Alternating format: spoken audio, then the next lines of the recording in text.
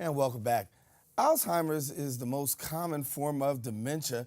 It accounts for 60 to 80% of dementia cases. Now, for people who are caring for their loved ones who are suffering with the disease, what's the importance of taking care of yourself while also taking care of someone with Alzheimer's?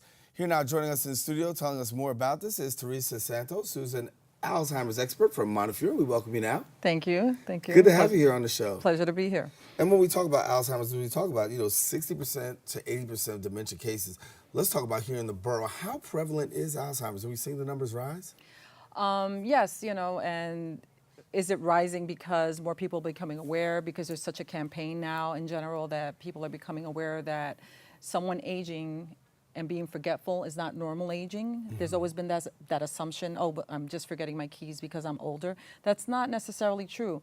If, there's lots of information out there on the internet on the Caring Kind, the Alzheimer's Association of concerning symptoms, but just because you're forgetting something and you're 80 years old, 75 years old, it shouldn't just be dismissed as normal aging. Forgetting things is not normal aging. So I think with the awareness, now more people are coming forward to get their families and loved ones evaluated. Yeah, well, for somebody who's out there watching right now who does not know some of the signs and some of the symptoms, let's walk people through. What are some of the symptoms that people can be paying attention to? One of the big things that we talk about, and here in the Bronx, also, it's a big thing here in the Bronx in particular because we have such a culturally diverse melting pot here in New York City in general, that we say if someone was a family cook and they're forgetting a recipe, that's a red flag. So forgetting your keys, we all forget our keys. I forget my keys all the time. Don't ask me. I'm very guilty. Don't ask me. I'm not sure if I have my keys right now. But forgetting a recipe, a long-term family recipe, if this is a person that always cooked, that's a concerning thing. Forgetting if the person forgets how to get to work and work has been the same job for 20 years and it's only 3 blocks away, that's another big red flag. So those are things that shouldn't be easily dismissed. And so for one who's diagnosed with Alzheimer's, what's the treatments that are available? And I mean, what's available for those persons? Because it is a hard thing to deal with being diagnosed, and then you have family members say, where do we go from here? No, exactly. I think that people don't realize that this is just, again, coming to the forefront. And there is so much help at your local medical centers, such as Montefiore Medical Center. But in major cities, a lot of the major medical centers do have complete evaluation processes where you'll meet with a neurologist, a geriatrician if someone's over 61, get some neuropsychological testing. Because once we know that there's something definitive going on, then we can connect you with the resources. Again, Caring Kind and the Alzheimer's Association are 2 big organizations here in New York City that can help with resources. When people think of resources, we're not speaking necessarily of medications or a cure. We're not there right now. The medications right now that are available help treat symptoms, and I'm not a doctor, so I won't speak too much on that. But I will say that the resources and just the knowledge of what has to get done before the disease progresses is the biggest thing that we can give caregivers at the beginning stage. Right. And caregivers play a very important part. And I know, I've had family members who've been, diagnosed with Alzheimer's. It's been a rough thing. Yeah. But when it gets to the place of the caregiver, sometimes the caregiver actually themselves need care. Talk about services, support, and things that are available for caregivers, because there's a lot of them out there watching. And thank you for saying, just real quickly, that you've been affected, because that's the one thing that I really want to send. If no message gets home in this segment or just in general, if you're not affected now with the numbers, the way they're growing exponentially with every passing year, you will be affected in the future, or of someone that's affected. So this is a crisis, But caring. I always tell my caregivers, I facilitate a support group at Montefiore as well, and I always tell my caregivers, you have to look at self-care as easy as choosing a cup of coffee. You're going to have a medium cup of coffee, a small cup of coffee, a large. A small cup of coffee, that's something you can do daily. So I use the example of going for a walk, enjoying the sunshine, listening to some good music, closing the bathroom door and taking some deep breaths. That's a small cup of coffee. A medium cup of coffee is something you do weekly or monthly. Attend a support group. Go visit some family and friends. Make time to go to the theater. And a large cup of coffee is something you do yearly.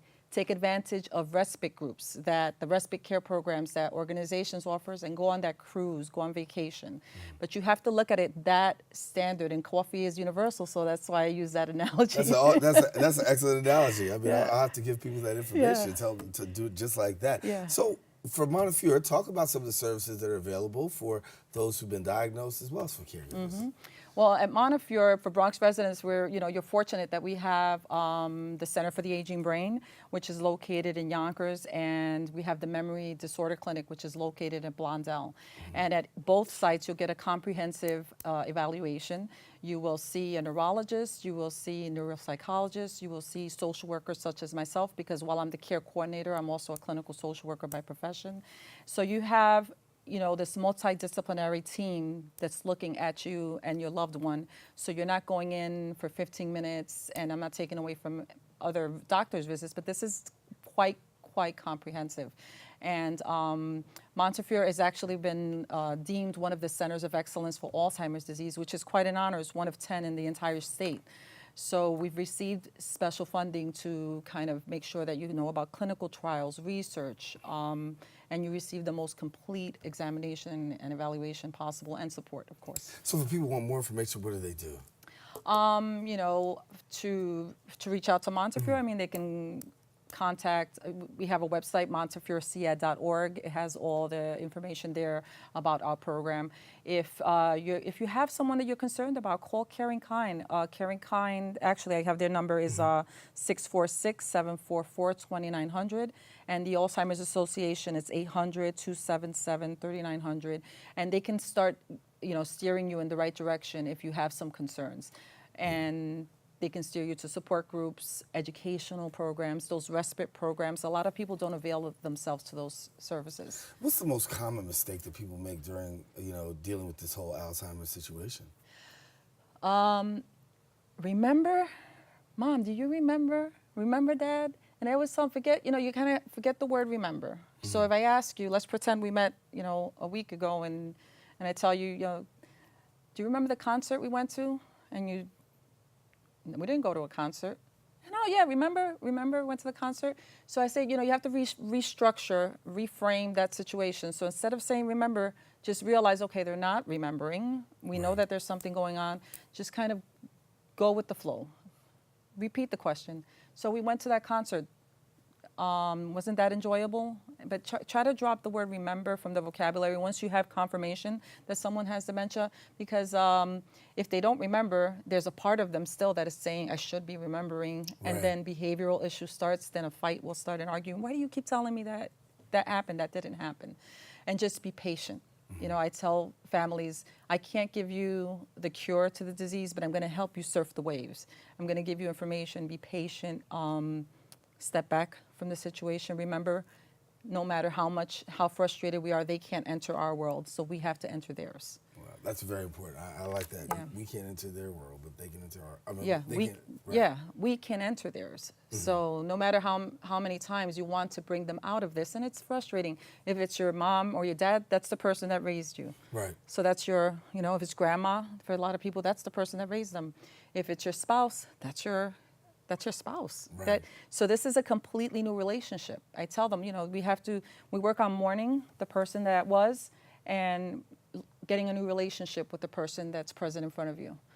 And it could be a beautiful relationship as long as we learn to accept that and be patient with them.